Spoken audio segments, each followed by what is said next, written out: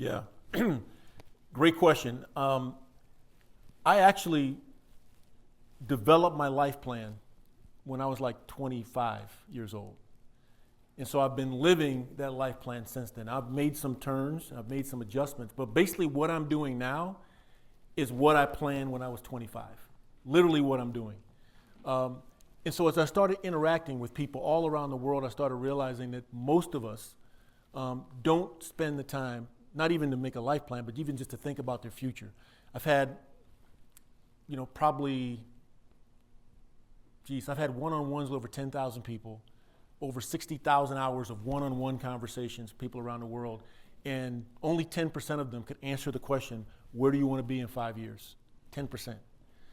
So that's what started really making me think about how to structure this book. Because initially, I wanted to write this book for mid-career people who were wanting to get to the executive level.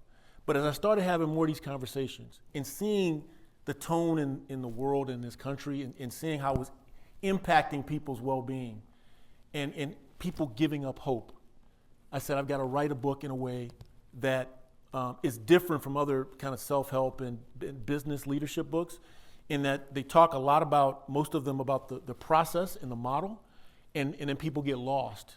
And so I said, I've got to write this book in a way where anyone can read it.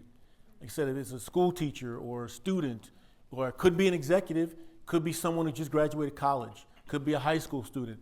It's got to be something that keeps their attention. And that's why I started structuring it like, introduce a concept, tell a story. Introduce a concept, tell a story. To keep people's attention, because I really felt strongly that to help people, I got to get them through the content, at least to feel it, but also to see that, hey, I'm not perfect. I've had problems. I've had issues, right? But that's really what made me structure the book that way. I wanted it to be approachable to anybody.